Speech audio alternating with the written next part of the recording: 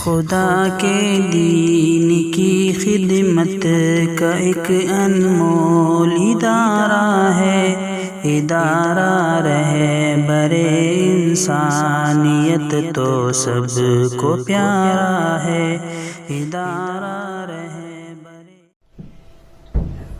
السلام علیکم ورحمۃ اللہ وبرکاتہ۔ ناظرین، آئندہ کل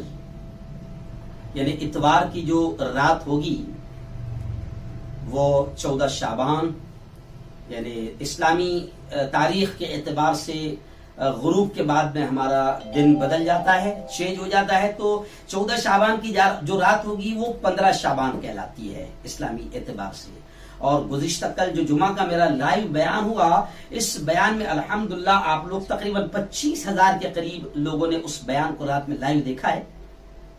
اور ایسے بھی ایک ایک موبائل پر 4-4 5-5 لوگ دیکھتے ہیں، تو یوں سمجھے کہ ہزاروں کی تعداد میں آپ لوگوں نے دیکھا ہے۔ اور ایک اہم پیغام گزشتہ کل بھی شب براءت کے تعلق سے میں نے تفصیلی 49 منٹ کا وہ میرا بیان ہے جو رات میں لائیو ہوا۔ میں نے شب براءت کے تعلق سے پیارے آقا صلی اللہ علیہ وسلم کی کیا احادیث ہیں اور ان احادیث کے تعلق سے محدثین کا کیا کہنا ہے وہ بھی تفصیل سے میں نے بتاتے ہوئے کہا کہ شب براءت کے تعلق سے فضیلت تو آئی ہے، اور وہ بھی جن احادیث میں شب براءت کے تعلق سے فضیلت آئی ہے وہ احادیث ضعیف ہے، لیکن ضعیف احادیث اتنی کثرت سے آئی ہے کہ علماء نے کہا کہ وہ حسن کے درجے میں پہنچ جاتی ہے، تو فضیلت تو ثابت ہے شب براءت کی۔ جمہور علماء نے بھی اس کی فضیلت بتائی ہے، لیکن فضیلت کے ساتھ ساتھ یہ بھی بتایا کہ اس رات میں کوئی عبادت مخصوص نہیں ہے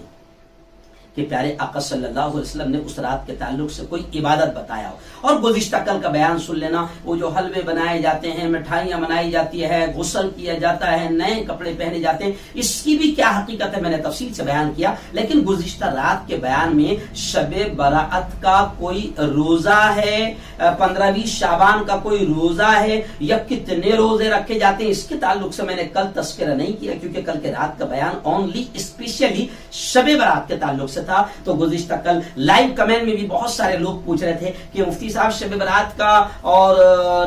شعبان کے روزے کے تعلق سے کیا حکم ہے، تو آئیے میں تھوڑا سا آپ کو بتا دوں کہ سب سے پہلے تو میں آپ کو بتا دوں کہ شعبان کا یہ جو مہینہ ہے بڑی برکتوں والا مہینہ ہے، بڑی فضیلت والا مہینہ ہے، بالکل بھی اس کی فضیلت سے، اہمیت سے، برکت سے انکار نہیں ہے۔ اور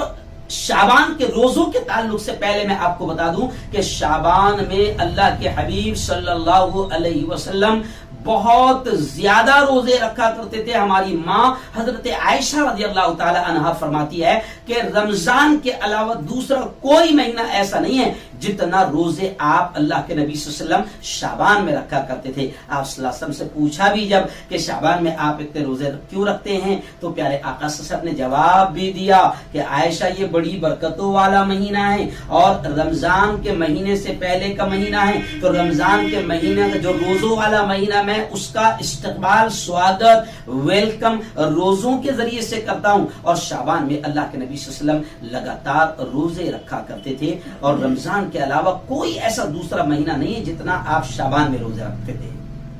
تو شعبان میں روزے رکھتے تھے۔ اور ویسے بھی میں آپ کو بتا دوں کہ پیارے آقا صلی اللہ علیہ وسلم کا معمول تھا کہ ایام 20 جسے کہا جاتا ہے 13،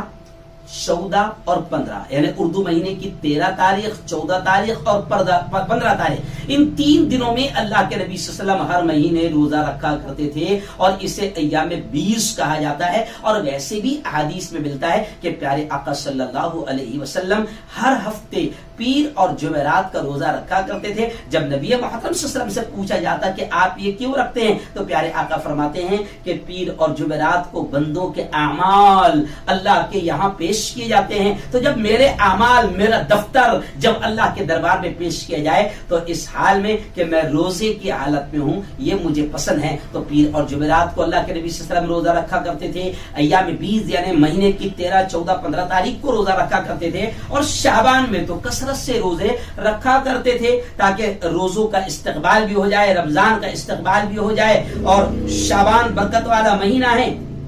اللہ کی جانب سے رحمتوں اور برکتوں کو لوٹنے کا مہینہ ہے، تو اس اعتبار سے بھی روزہ رکھا کرتے تھے۔ لیکن ایک بات क्लियर समझ लीजिए कि 15वीं शाबान का रोजा रखना है ऐसा हदीस से साबित नहीं है। ये बात क्लियर समझ लीजिए, 15वीं शाबान का रोजा रखना है ऐसा हदीस से साबित नहीं है। अगर आप रखना चाहते हैं, रख रहे हैं, तो जरूर रखें। प्यारे आका सल्लल्लाहु अलैहि वसल्लम हर महीने 15 तारीख का रोजा रखा करते थे, और सिर्फ 15 ही नहीं बल्कि 13, 14, 15 3 दिन का रोजा रखा करते थे। तो आप चाहे तो 13 तारीख से रोजा रखें, 13 भी रखें, 14 भी रखें, 15 भी रखें। क्योंकि बाद लोग फोन पर मसला पूछ रहे हैं, मुफ्ती साहब कितने रोजे रखना है, एक ही रखना पड़ता है या 2 रखना पड़ता? तो मैं पहले क्लियर कर दूं, ऐसा पड़ता नहीं है, खानदेशी में समझा रहा हूं। ऐसा पड़ता कि यानी रोजा रखना पड़ता, तो ऐसा पड़ता नहीं है।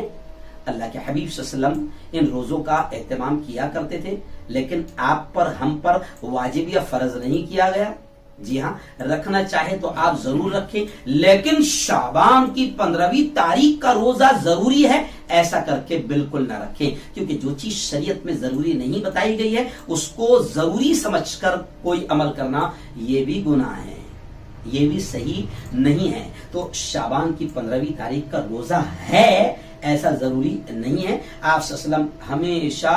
हर महीने 13, 14, 15 तारीख को रोजा रखा करते थे। हर हफ्ते में पीर और जुमेरात को रोजा रखा करते थे। लेकिन जैसा मुहर्रम के रोजे के ताल्लुक से आपने कहा कि 10 तारीख को रोजा रखो और यहूदियों की मुखालिफत में एक और बढ़ा दो, 9, 10 रखो या 10, 11 रखो, तो ऐसा शाबान के रोजे के ताल्लुक से कोई नबी के तरफ से कोई हुक्म नहीं है।